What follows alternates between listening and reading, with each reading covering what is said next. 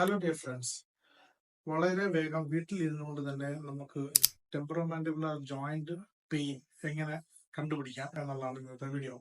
മിക്കപ്പോഴും ടെമ്പറോമാൻഡിബുലർ joint pain പേഷ്യന്റിന് ഒരു ചെവി വേദനയായിട്ടായിരിക്കും നമുക്ക് വരിക. അപ്പൊ ഇതെങ്ങനെ തിരിച്ചറിയാൻ പറ്റും? ജോയിന്റിന്റെ പ്രോബ്ലം കൊണ്ടാണോ, ചെവിയുടെ പ്രോബ്ലം കൊണ്ടാണോ? നമുക്കിപ്പോ പേഷ്യന്റിന് ഫോർ എക്സാമ്പിൾ നമ്മുടെ റൈറ്റ് സൈഡിലെ TMJ പെയിൻ ആണെന്ന് വിചാരിക്കുക. നമ്മൾ ഒരു ഐസ്ക്രീം സ്റ്റിക്സ്, 2-3 ഐസ്ക്രീം സ്റ്റിക്സ് എടുത്തിട്ട് നമ്മൾ ആ റൈറ്റ് സൈഡിൽ തന്നെ വെച്ച് ബൈറ്റ് ചെയ്ത് നോക്കാം. അണപ്പല്ലുകളുമായിട്ട് ബൈറ്റ് ചെയ്ത് നോക്കാം. നല്ല സ്ട്രോങ് ആയിട്ട് ബൈറ്റ് ചെയ്ത് നോക്കുമ്പോൾ റൈറ്റ് സൈഡിൽ പെയിൻ ഇല്ല എന്ന് വിചാരിക്കുക. നേരെ നമ്മൾ ലെഫ്റ്റ് സൈഡിൽ ആ ഐസ്ക്രീം സ്റ്റിക്സ് എടുത്തിട്ട് അണപ്പല്ലിൽ വെച്ച് കടിക്കുക. ലെഫ്റ്റ് സൈഡിൽ കടിക്കുമ്പോൾ റൈറ്റ് സൈഡിലെ ജോയിന്റിന് പെയിൻ വരികയാണെങ്കിൽ അതിനർത്ഥം റൈറ്റ് സൈഡിലെ ടെമ്പറോമാൻഡിബുലർ ജോയിന്റ് പെയിൻ ആണ് എന്നും അതൊരു ഡിസോർഡർ ആണെന്നുമാണ് അത് നമ്മൾ മനസ്സിലാക്കേണ്ടത്.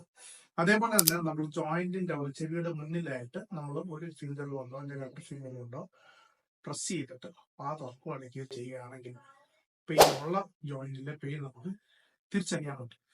അങ്ങനെ പെയിൻ ഉണ്ടെന്നുണ്ടെങ്കിൽ നിങ്ങൾ ഏറ്റവും അടുത്തുള്ള ടെമ്പറോമാൻഡിബുലർ ജോയിന്റ് ഡിസോർഡർ സ്പെഷ്യലിസ്റ്റ് അല്ലെങ്കിൽ ഓറോഫേഷ്യൽ പെയിൻ സ്പെഷ്യലിസ്റ്റിനെ സമീപിക്കുക.